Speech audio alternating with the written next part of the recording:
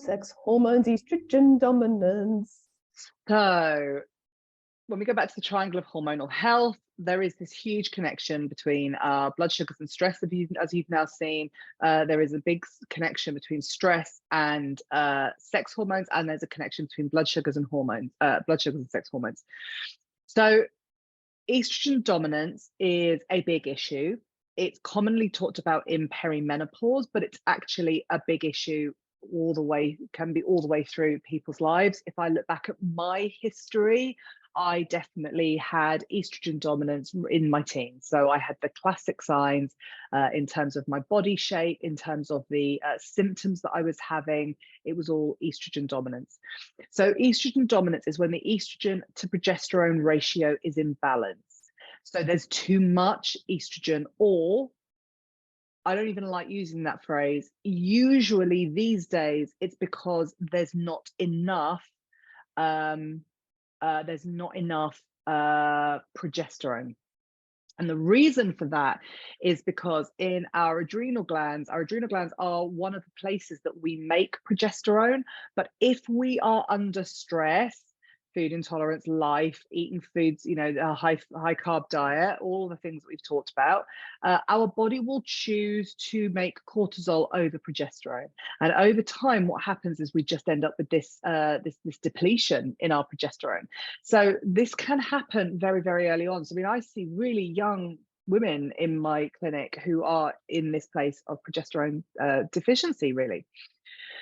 So the reasons for this is because, like I said, the high carb diets and insulin resistance, but also there is something called xenoestrogens. Now, these are estrogen mimicking compounds that are found in cosmetics, plastics, cleaning products, and pesticides, that basically every single cell in our body has an estrogen receptor.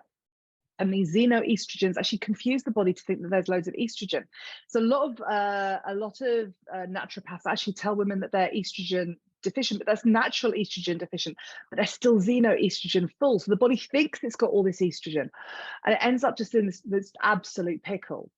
So contraceptives, also where there's synthetic estrogen, are a major cause of this. And when they have progesterone in a contraceptive, it's actually a progestin, which is a synthetic progesterone, which ultimately stops us making our own progesterone. So we end up in this real estrogen dominant cycle. And also poor gut health. So part of our gut microbiome is called our estrobolome, which is about absorbing estrogen. But when there's loads of xenoestrogens, the estrobolome just can't do its job. It becomes very overwhelmed. Estrogen, you think about like the classic sort of Sophia Loren, it's like, the big boobs and the nice waist and the big hips, like that's like, that estrogen is what makes women really curvy. But estrogen dominance is actually when, boobs are getting bigger, hips are getting bigger, thighs are getting bigger. But it doesn't just happen to women, because estrogen receptors are in men and women. And this is why with the obesity epidemic, we actually start to see men developing secondary sex hormone and the moobs, and also the big hips. So estrogen increases body fat. Progesterone uses fat for energy. So getting this balance of progesterone and estrogen right is really, really important. So estrogen can interfere with thyroid hormone, and progesterone facilitates thyroid hormone action. So again, you start to see that if you're a deficient in one and two, dominant in another, it can be a real issue. This is why in perimenopause, we have the occult weight gain, where literally you can gain 2 kilos in a day. And it's just because by definition, perimenopause is a progesterone deficiency and an estrogen dominance until the estrogen drops off. We're going to talk about that a little bit in a moment. So why it's important to consider the thyroid hormone is that one of the jobs in the thyroid is metabolism.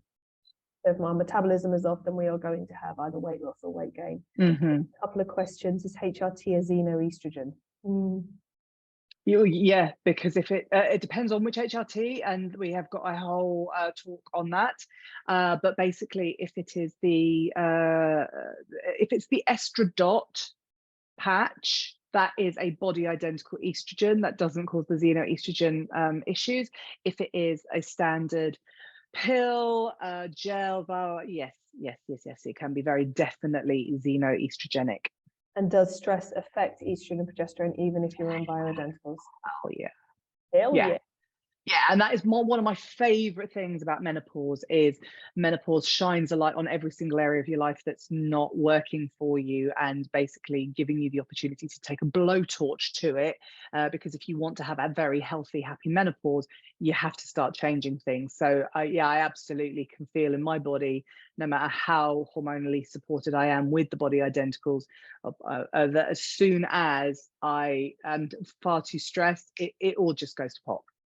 Yeah, I hear you. And this is why we have the stages of treatment, which is we start with the blood sugars, and then next up is stress, even before the sex hormones, because if stress is on the ceiling, your sex hormones are never going to be balanced. You've got to be, when you're working with your clients, get those blood sugars lined up, and then you've got to be working with the stress. And you And I just say to sorry, go them, on. your menopause is, these menopause symptoms that you are struggling with is never going to get in line unless we get underneath the stress. Yeah, and I'm just going to say, if you're on, even if you're on the bioidentical HRT, you know, which is the better stuff for sure, if your body is stressed, it's still going to take your progesterone and try and turn it into cortisol. It doesn't want you to have a calming down hormone. It doesn't want you resting. It's absolutely going to want you to try and get away from the stress. It's just that the stress is everywhere. So we absolutely have to, this is where we have to take some very objective looks at our lives, and start to make change where we can. Love a wow.